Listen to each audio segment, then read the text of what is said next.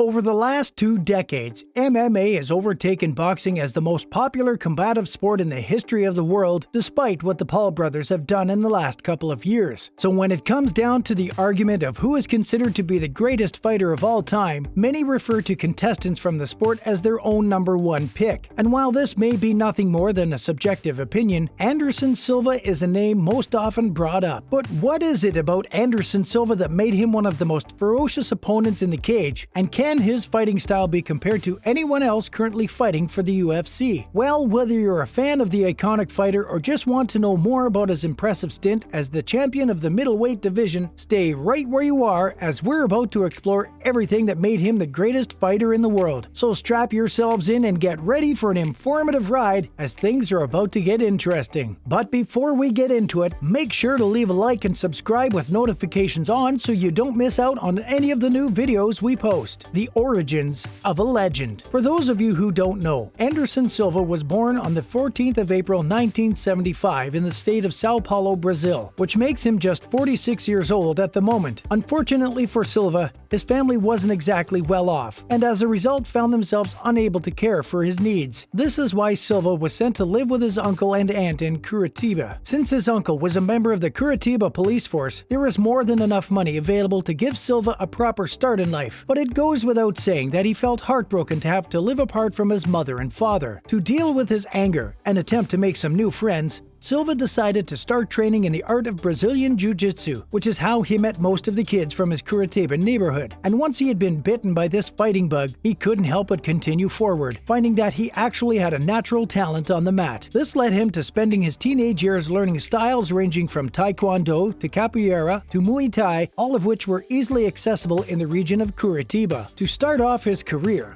after Anderson had learned everything that he could from his lessons in Curitiba, he decided to put these skills of his to the test by stepping into the mixed martial arts arena. This was back in 1997, with the studious Silva going on to compete in his home country of Brazil. After making a name for himself in the sport by winning a grand total of 9 out of his first 10 fights, people started to realize that there was something special about him. The only fight he had lost to date was against his fellow countryman, Luis Acevedo, which was the result of a decision that not many of his fans agreed with at the time. Silva then went on to fight another 11 events, coming out clean with an overall record of 8 wins and 3 losses. But unlike other fighters who often take losses as hits to their ego, Anderson Silva stood up tall and learned from each of these experiences. And in the end, he made sure that these were the only losses that he would ever suffer in the professional arena of mixed martial arts. In fact, if you look at the specifics of those lessons, you'll come to see the lessons that Silva was able to get out of them. His first of the 3 losses came from Daiju Takase, who caused him to tap out by way of a triangle choke. Silva went on to train day in and day out to ensure that he would not only never get into that submission position again, but he would be able to outstruggle any fighter who succeeded in doing so. Then we have the flying scissor heel hook of Ryo Chonan, who is still considered to be one of the best submission finishes in all of MMA history. And last but not least, Silva learned to always keep himself in check, knowing full well that the final loss came against Yushin Okami, who had connected with an illegal upkick, causing him to be disqualified as a result. Suffice to say, in the days before Anderson Silva was called to make his first appearance for the UFC, he was already making waves and creating a reputation for battering opponents with some of the most vicious strikes that the sport had ever seen. One of his best was against the former UFC welterweight champion Carlos Newton, who simply didn't stand a chance up against the speed and brute force of Silva. Just a few seconds into the Pride fight, Silva had already connected the former champ with a flying knee, resulting in him flopping to the floor in an uncontrolled manner. This little move of Silva's went down as one of the quickest and most devastating knockout that Pride fans and contestants had ever laid their eyes on. He then went up against a man who many said would be his downfall. We are, of course, referring to Alex Stiebling, who had been given the nickname of the Brazilian Killer after having defeated several Brazilian fighters. But it looks as if the Brazilian Killer was hyped up far too much, because when Silva met him during his Pride stint, he wiped the floor with him in under a minute. Silva then faced off against the British bad boy Lee Murray, who was at the time best known for knocking out former UFC champion Tito Ortiz out in a London street fight. And it wasn't just his street performance that made Ortiz so scary, as he was also a hard-as-nails boxer with the heaviest set of hands anyone had ever seen. But as it turns out, he had nothing on Silva, who was able to show him what true world-class striking was all about. This performance was actually summed up by Joe Rogan pretty perfectly, who said the following on an episode of the Joe Rogan Experience. Anderson Silva became Anderson Silva when he went to England. England was where it all came together for him. It wasn't until he went to England and went to Cage Rage that's when he became Anderson Silva. He was beating their crap out of Lee Murray. He was frigging his legs up, and Murray is as tough as crap. And although this was most certainly a defining moment for Silva,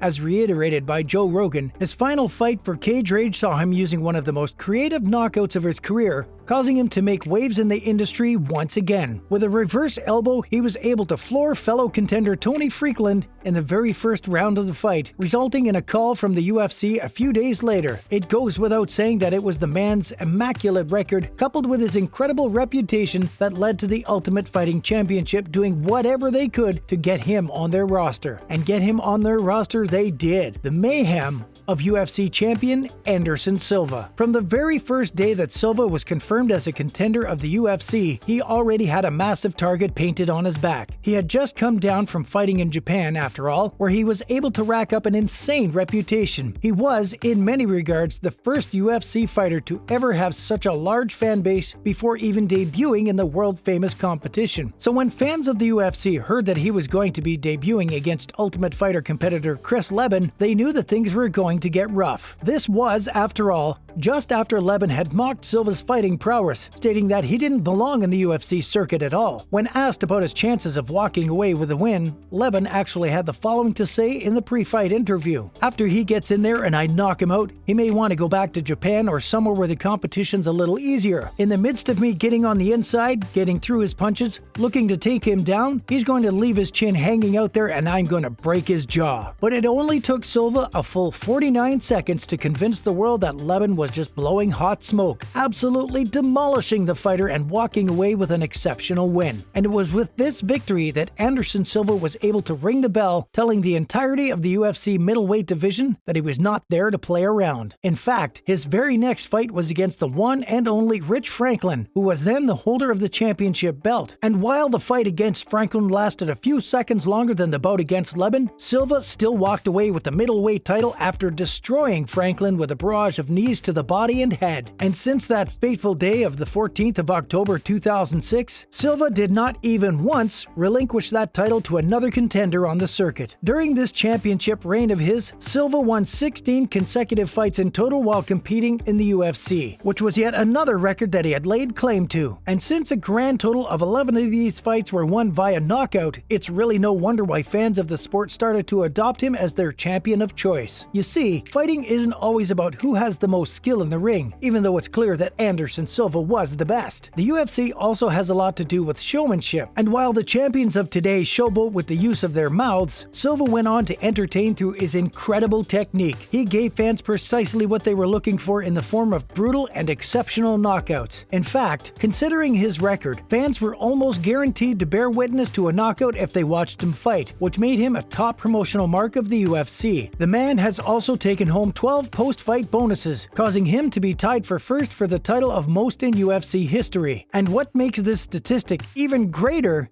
is the fact that he only ever fought in 16 fights in the UFC, meaning that only 4 of his performances were ever outshone by another contender on the circuit. Another record that Silva still holds is the most Knockout of the Night awards, which currently stands at 7 in total. Suffice to say, after he had learned these lessons from prior losses, absolutely nobody could beat the majesty that was Anderson Silva, making him the best contender to ever run the UFC. But what do you think? Feel free to let us know in the comments section down below.